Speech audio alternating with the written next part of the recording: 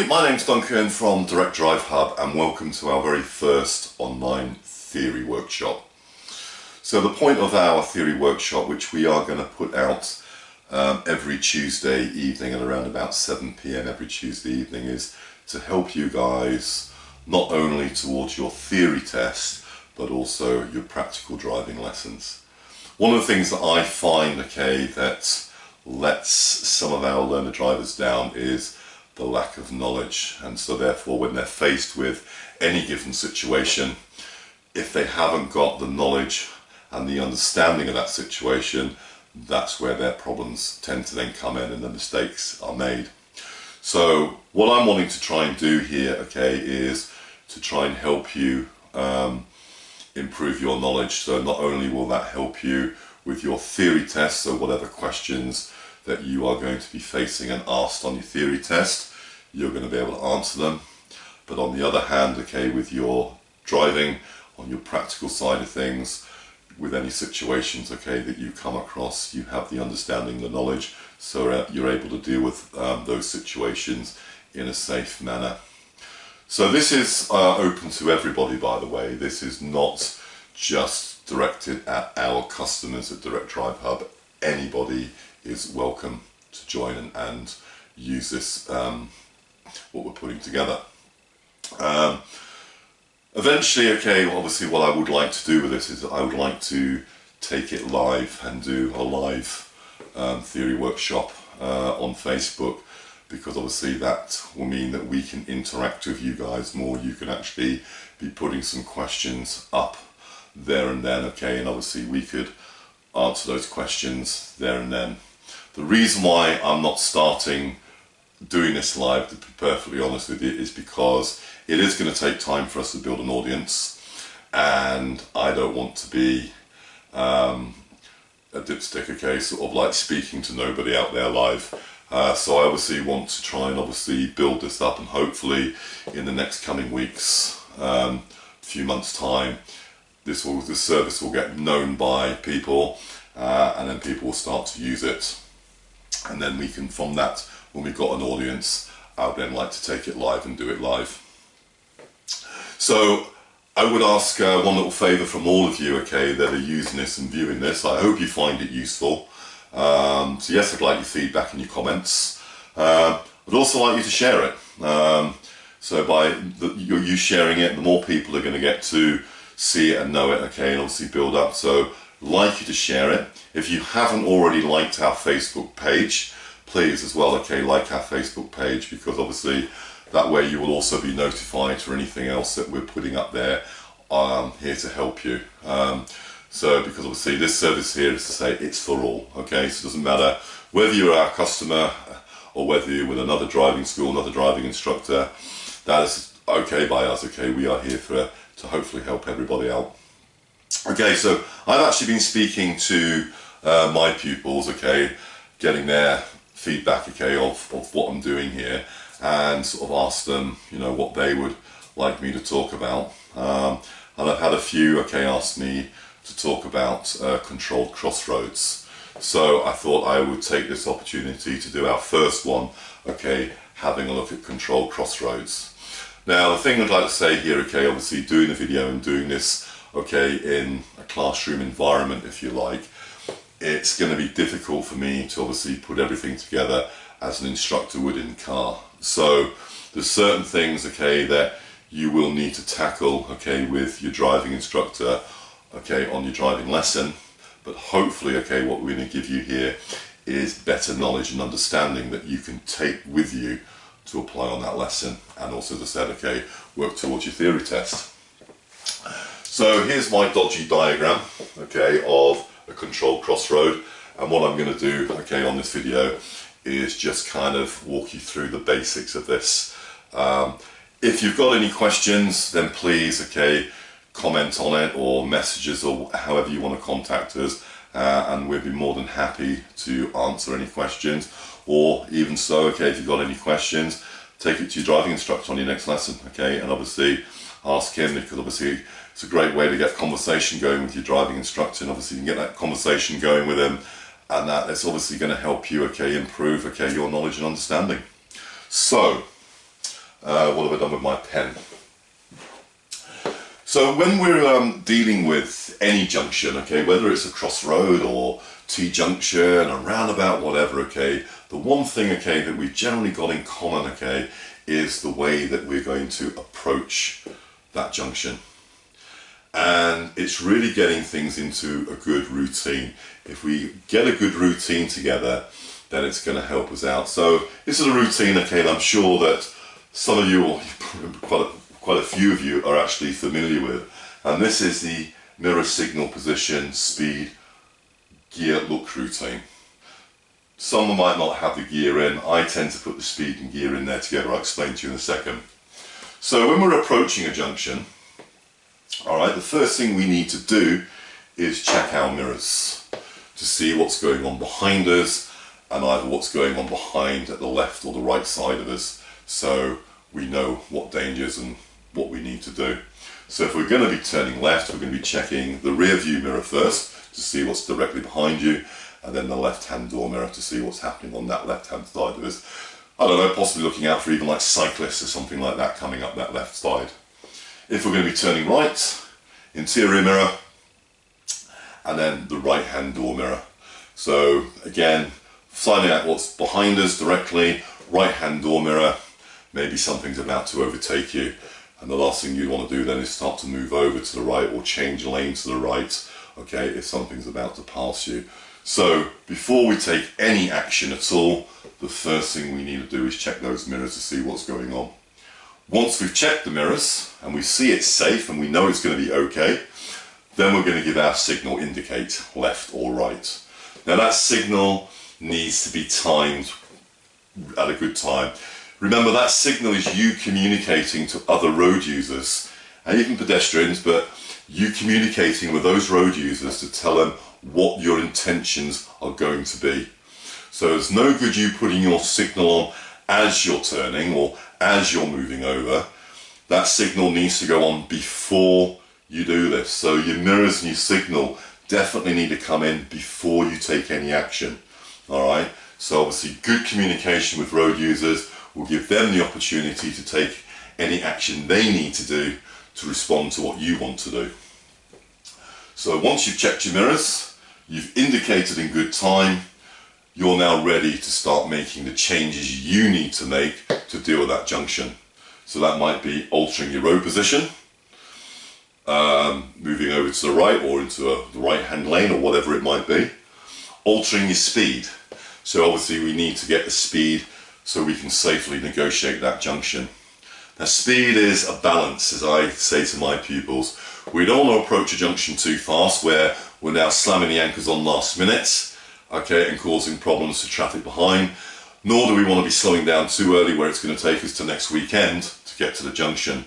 So speed is a balance, okay, obviously giving yourself the time that you need to safely deal with everything and see everything, okay, but making reasonable progress. Now again, that's something that your driving instructor will help you with, okay, to get that balance and get that speed and approach right.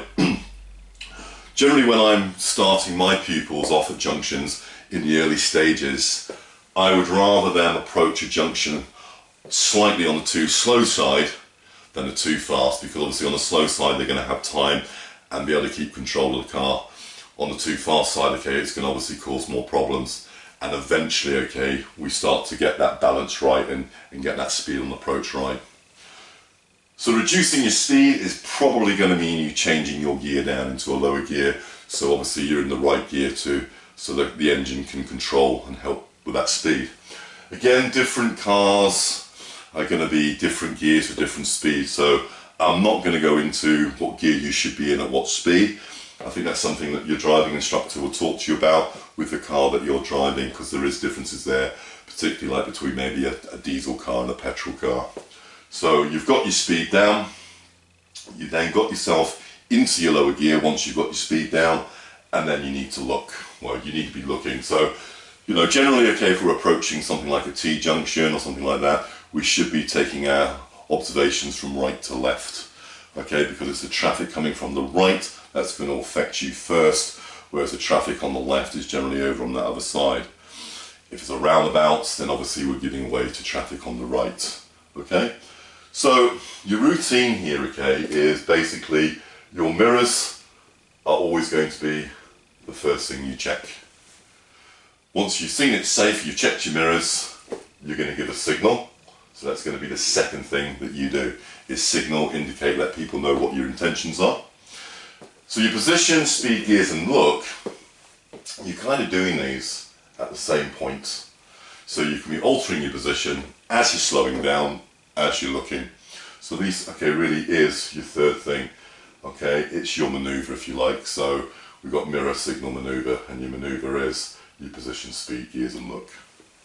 So as I said, okay, whatever junction you're dealing with, that's going to be pretty much the routine you're going to be using on the approach. So learn it, okay, get that routine in your head, because it's also, you can use it as a checklist. Sometimes when I get some of my pupils to do it, it helps them, is as they're learning it and bringing it, talk it out loud. Because obviously then it kind of helps, okay, then to get that routine in place. Alright, so there's a routine, okay, that we're going to be using on approach to our junctions. Excuse me. Alright, so looking at a controlled crossroads. So what we mean by a controlled crossroads is a junction which is going to be controlled by traffic lights. So the traffic lights are going to change the priority between the roads to allow traffic to flow. Okay? So here we've got my dodgy traffic light that I've drawn. So just ignore the filter light on the side for the moment. Let's just focus on the normal traffic light. So we all should know traffic light is green, amber, red. Alright? Sometimes, okay, people just get a little bit confused about the meaning of the traffic lights. So let's just quickly run through that. Green means go if it's safe to do so. Now I think this is really important, because obviously it's a question I ask a lot of my pupils, and I'll say to them, what does the green light mean? They go, go. And I kind of go, no. Because my way of thinking is traffic lights aren't intelligent. They can't tell you if it's safe to do something or not. That's up to you guys. That's up to the driver. The driver's got to ultimately make that decision whether it's safe to go or not. So if you're approaching a traffic light for whatever reason, whether it's for a controlled crossroad like this, a pedestrian crossing, whatever, and we see a green light, we should be looking to make sure that obviously it is going to be safe for us to go. If it's safe for us to go, then obviously let's get on with it. Then from the green, okay, the traffic light will go to amber. So amber is the opposite to green. It actually means stop if it's safe to do so. So it's what I call the decider light. So we're approaching a set of traffic lights and it turns from green to amber. Now we've got to make a decision. Are we going to continue through that junction, or are we going to stop? Now, if we're right on the stop line, or a few feet off the stop line, and we're doing 30 miles an hour or something like that, and it goes to amber, chances are, okay, if we slam our brakes on, we're not going to stop anyway. We're going to stop over that line. So we're probably going to stop in a position, okay, where it's going to be unsafe, and it's going to affect other road users using the junction. Also, by slamming the brakes on, we might have somebody behind us that's too close, and they might end up joining you in the back seat for a picnic.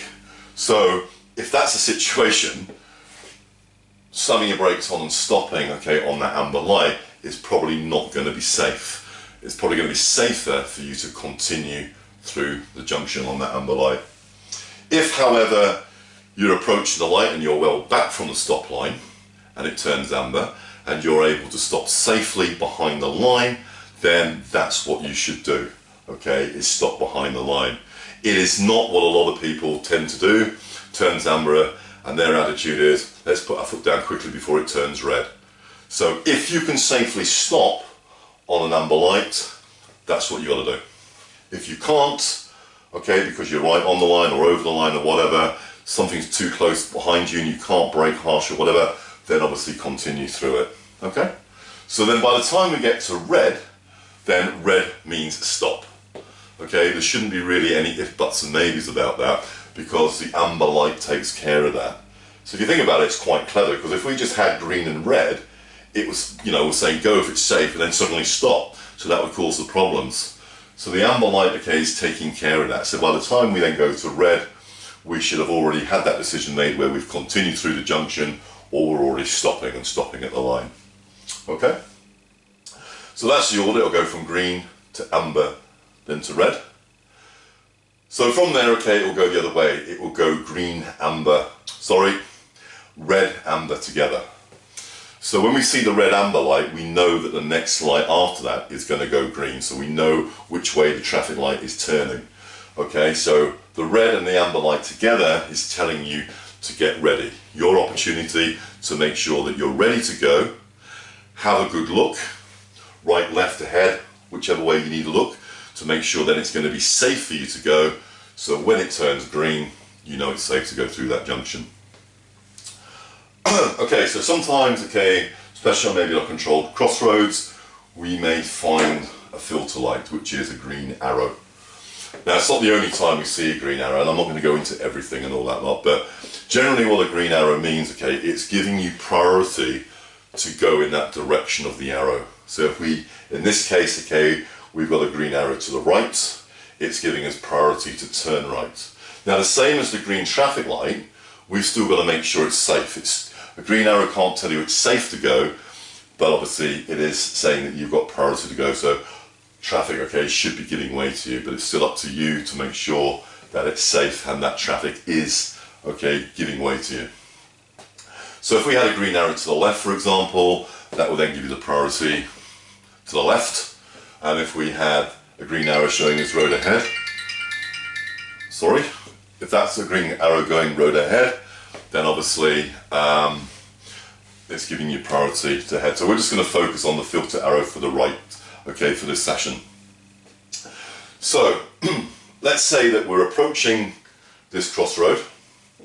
So we're going to be approaching up to the crossroad and we're turning right. So obviously we'll be looking to see what the traffic light's telling us. So it might be, okay, we know if it's on red, we know that we're going to stop behind the line. Okay? If it's on green, and that's all we're getting is the green light, we can still turn right, but we haven't got priority. Okay, we've got oncoming traffic, and that traffic could be going straight on, turning, okay, left into their road, okay, we've got to give way to that. We're crossing that path of traffic, so we have to give way to that traffic. So if that is the case, okay, we're going to cross the stop line and enter the junction, and we're going to wait in the junction. And the best way I look at it is where the front end of your car is level or just behind the centre of the road that you're turning into. So we're going to wait in that position for one of possibly three scenarios to happen.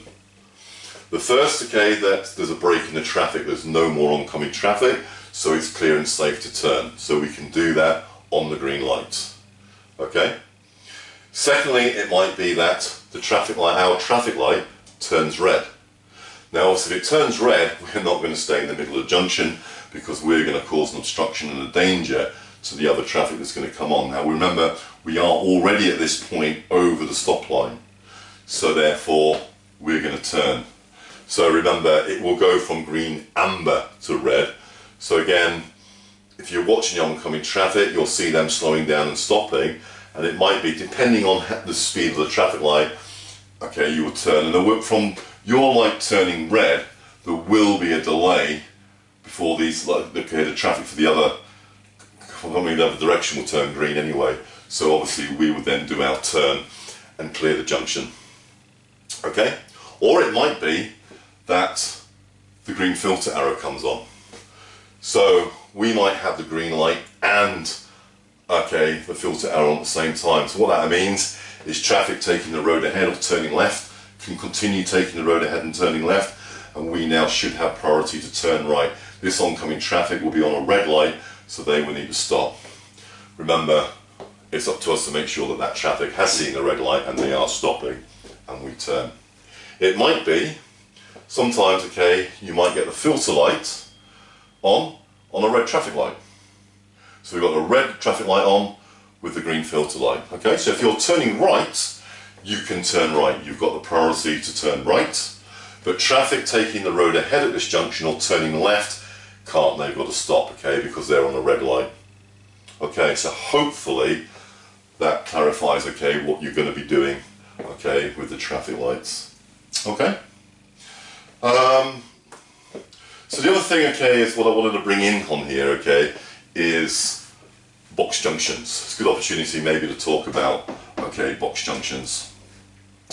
So quite sometimes, okay, when you're approaching a controlled crossroads like this, you'll see a yellow box in the middle, okay, with the lines through it. So what a box junction means basically is you can't stop within that yellow box. You've got to make sure that your exit route is clear. So for example, if we were taking the road ahead and we had a traffic jam up in our new road, and even though our light was on green, because obviously we can't clear the yellow box, we would then have to stop behind the stop line and wait even though we've got a green light. Okay? So we need to wait until, okay, that traffic starts to move and it frees up. So you need to be watching two things here. Watching the traffic ahead, obviously for an opportunity for that traffic to start moving where you can then clear the box junction. Or, the other thing you want to make sure is making sure that the traffic light hasn't changed. Because I've seen that before where the traffic starts to move, okay, and the pupil hasn't realised, okay, that actually the light's gone red. And obviously then they've crossed over the line, okay, on a red light. So you need to keep your eye on the traffic and the traffic light, okay? So we can't, okay, obviously if that was your box, okay, your yellow box, we can't stop within that yellow box, alright? Now, even if we've got a junction like this, okay, and there is no yellow box painted there, we should still apply that rule anyway. We should keep the junction clear. So again, obviously, if you can't exit the junction, then we shouldn't cross the stop line. Alright? The exception to that, okay, is when turning right. So if we're turning right, as we said, okay, with the position earlier on, okay, and we're either on a green light, but we've got to give way to oncoming traffic, we can stop in the box where our position is just behind. So we can stop in the box on the right turn, providing that your exit road is clear. So obviously the only thing preventing you from doing that right turn is that oncoming traffic. Alright? So you can stop in the box. If we have a traffic jam up in this new road that we're turning into, and therefore, okay, if the filter light comes on or there's a break in the oncoming traffic, we've got nowhere to go, we can't clear the junction. So if that is the case, we need to wait and stop behind, okay, the stop line. Okay, we can only enter the junction and sit in that area if your exit route is clear and you're able to go. So hopefully that's going to clear up, okay, that for you. I think lastly here, okay, is also what commonly we have, okay, sometimes when we're approaching, okay, a controlled crossroads like this, sometimes we have lanes, okay. So yeah, remember, okay, the golden rule is, okay, if we're approaching it where we haven't got any road markings or any lanes, if we're turning left, we should be positioned to the left. If we're taking the road ahead, then generally it's the left position. And if we're turning right, right position, as I say, left to centre to turn right. So that's generally, okay, that's going to be the rule of thumb if we have no road markings telling us where to be. Quite often, okay, on major junctions, okay, where it's busy, in the city centre, town centres, etc., you're going to probably find maybe a couple of lanes where there's road markings. So on this one, okay, it's saying that the left-hand lane is for road ahead and turning left, as we said, and the right-hand lane is for turning right. So we've got to obey that, okay? We can only use the lanes in the direction the arrows are showing. Quite commonly as well, you can have it this way around, okay, where on this occasion, the left-hand lane is for the left turn only, and the right-hand lane is for the road ahead and for turning right. So you can see the difference between the two here. It's the road ahead. In this occasion, it's the right-hand lane. On this occasion, it's the left-hand lane. Okay, so we need to obey that. Sometimes you can have both lanes for the road ahead, particularly maybe if this is a two-lane road. Alright, so if that's the case, then really you're taking the road ahead, you should be opting for the left-hand lane to take the road ahead. The only reason why I really would be using the right-hand lane for the road ahead is for maybe one of two reasons. You might find that the other side of this junction, the left-hand lane is blocked. Junction I know of, okay, that we use regularly, there's a bus stop just over here. So sometimes, okay, we're coming across and we can see a bus in the bus stop. So it's worth then using the right-hand lane to come across so we can pass the bus and get over. Alright, so if the left-hand lane is obstructed, then it might be better for you to use then the right-hand lane so you can make better progress. It might be, okay, that you know that just past the junction, you're intending to turn right. So yeah, it might be better for you then to use the right-hand lane so you're in the correct lane as you come through, in the right lane to carry out your right turn at that junction. So other than that, if we're not doing those things and the junction's clear, the lane is clear, and we're taking the road ahead, ideally then we should really be then in the left-hand lane. Okay, so that's kind of the basics of using, okay, a crossroad and turning right, box junction, understanding the traffic lights, hopefully having a bit of understanding of the lanes and the lane markings that we see, and the routine that we use on approach to the junction. So there's quite a lot there for you. So remember, these are sort of questions, okay, that could come up on your theory, asking you about traffic lights and filter lights, asking you about lanes and positions, where you need to be going, okay, for a junction. You know, what you're looking for when you're checking your mirrors, all sorts of things, okay. So, you know, having that knowledge and understanding, okay, is going to help you, okay, hopefully answer any questions that may come up, okay, relating to any of this on your theory test. And hopefully as well then, okay, this is going to actually help you with the understanding and knowledge so you know what you're going to do and how you're going to deal with things, okay, with your practical driving on your driving lessons. So that's it. Okay, so if you've got any questions, then yeah, please let us know, or talk to your driving instructor. I hope this has been of some help. Alright, it's probably going to take me a few weeks, okay, to get into the flow of this, okay. This is obviously, doing this, okay, workshop, theory workshop is new to me, so it's going to take me a little bit of time to get into the flow of things and all that lot. So yeah, I really welcome your comments, and that, remember, as I said at the start, okay, please share the video. Obviously, the more people out there that see this, then obviously the more that we can interact with everybody and make this a better service for everybody. If you've got anything, okay, that you would like to talk to us about, let us know. Okay, we'd be happy to hear from you. Please share it. Please like our Facebook page. Okay, that'll help you and help us. I'd really appreciate that. You can find us, okay, if you're not a customer, you can find us obviously on the Facebook page you are now. You can also go to our website, which is www.directdrivehub.co.uk, and you'll find that there. You can contact us through Facebook, you can contact us through our webpage, and yeah, we will see you. Okay, thanks for listening, and hopefully we'll see you next Tuesday, okay, for our second theory workshop video. Bye for now.